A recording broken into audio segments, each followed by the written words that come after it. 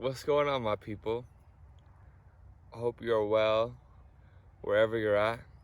Sending you love and light.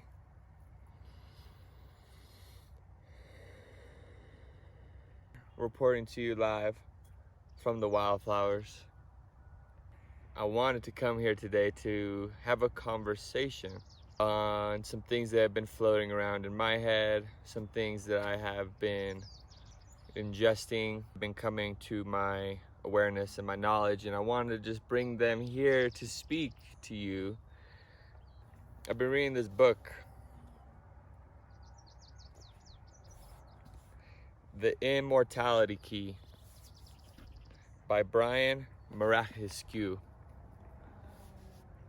I found this book on an app called Clubhouse. If you're not on Clubhouse, I recommend it to those who are looking for more of a intimate and valuable social media experience. Clubhouse is an app where there are conversations going on in these different clubs or rooms on different topics. And I happened to find this book one night. I was in my hometown, Albuquerque. I hopped on Clubhouse. There was a conversation going on about psychedelics and religion. I had no idea, but the author, Brian, was in the room talking about his new book, The Immortality Key. The book had just released, and there's just a lot of open-minded people in the room talking about the origins of religion. Were the people in Ulysses using psychedelics to connect to source, to find God? Really, my intentions with this conversation is to just bring this conversation to the table, normalize this conversation. I think it's something that's important. It's something that means a lot to me. I have found a lot through the use of natural plant medicines. A lot of people are becoming more aware of the power of mushrooms through things like them becoming legal in different places, whether it be for recreational or medicinal uses. I do believe strongly in the power of natural plant medicine and psychedelics.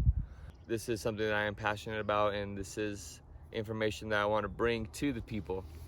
So what I want to do today, I call it, this is like my textbook. I call it my textbook of religion and psychedelics, essentially. The book is called The Immortality Key. And a preface I want to make, Brian, who wrote this book, he tells you in the beginning of the book that he himself has never had a psychedelic experience before, which I think it holds a lot of power, because it'd be easy for somebody who is a huge psychedelic fan to be like, oh yeah, the beginning of religion was all based on psychedelics. This man has never used psychedelics himself, but is on the journey of bringing light to the possibility of this. So what I want to do, I just had a couple pages that have stood out to me to this point that I wanted to read, and then maybe briefly say a couple words. And this is from Aldous Huxley, who, those who are familiar, he has been he was just kind of like a psychedelic advocate since the 50s, and just like a really cool dude. So this is a quote from him. "My own belief is that, though they may start by being something of an embarrassment, these new mind changers will tend in the long run to deepen the spiritual life of the communities in which they are available. That famous revival of religion, about which so many people have been talking for so long, will not come about as the result of evangelistic mass meetings or the television appearances of photogenic clergymen. It will come about as a result of biochemical discoveries that will make it possible for large numbers of men and women to achieve a radical self-transcendence and a deeper understanding of the nature of things. And this revival of religion will be at the same time a revolution. From being an activity mainly concerned with symbols, religion will be transformed into an activity concerned mainly around experience and intuition, an everyday mysticism underlying and giving significance to everyday rationality, everyday tasks and duties, everyday human relationships.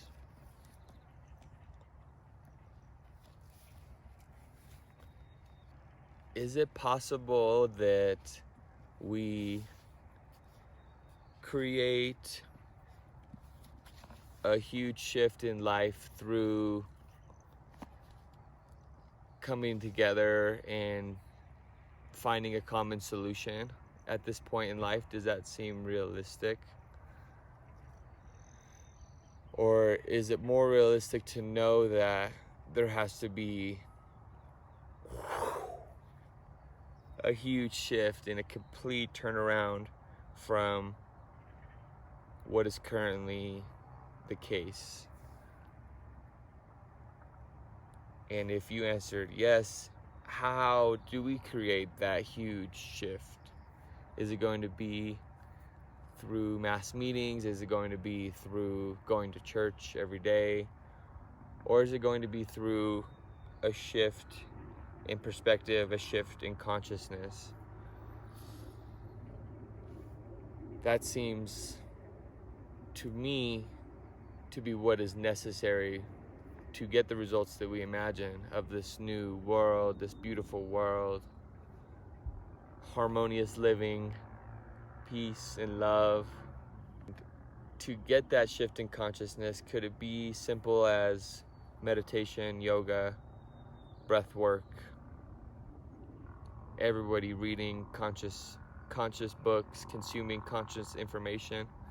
Could it be as simple as that? That would be beautiful and probably easier to get everybody on the same page that way. But for me, what is needed is there is a huge shift that is needed. And what all this is saying there is that to get the shift, like, the people are already there. He calls them mind changers, these new mind changers, which may be more commonly known to some people as like the hippies.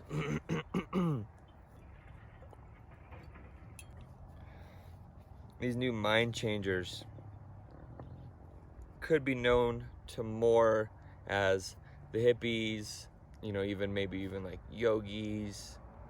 Just conscious people is who he's referring to. People who are conscious of truth, conscious of love, conscious people. What we know as religion, as Alda says, from being an activity mainly concerned with symbols, religion will be transformed into an activity concerned mainly with experience and intuition. That voice within us connecting back to the voice that is our own, that is the source of life, that tells us the truth, that is leading us to prosperity. The universe, love, source, God, is always conspiring for what is best for the collective.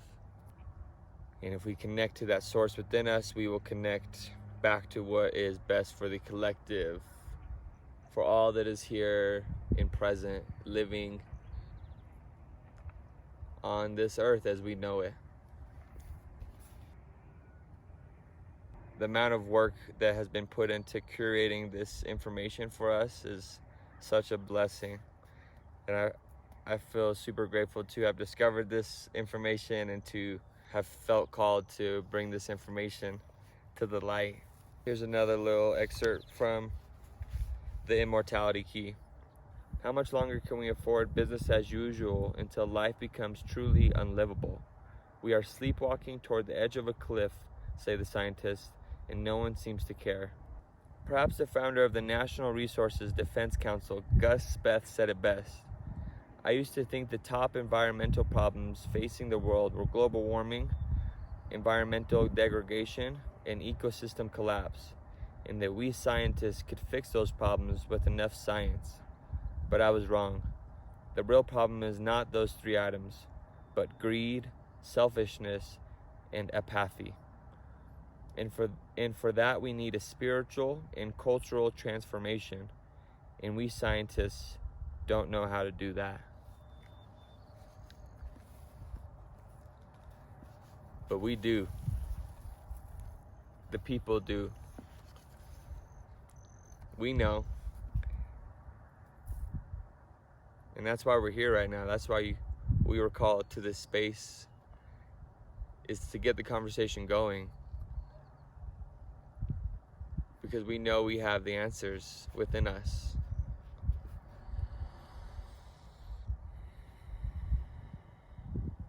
Simply what I wanted to do today is just bring this to the light, bring this conversation to the table, cultivate the space to have these conversations of how we can create shifts in our communities. How us mind changers can deepen the spiritual life of the communities in which we are available. I'm not saying everybody run out and hit up your friend that has, whether it be mushrooms or LSD or ayahuasca. But open your mind, ask the questions, have these conversations with the people that we care about. Question what it is that we have been told. Do their own research, maybe go get this book if you are curious. Thank you for being here. Thank you for taking the time. Thank you for having an open mind. I'll see you out there. Bless up.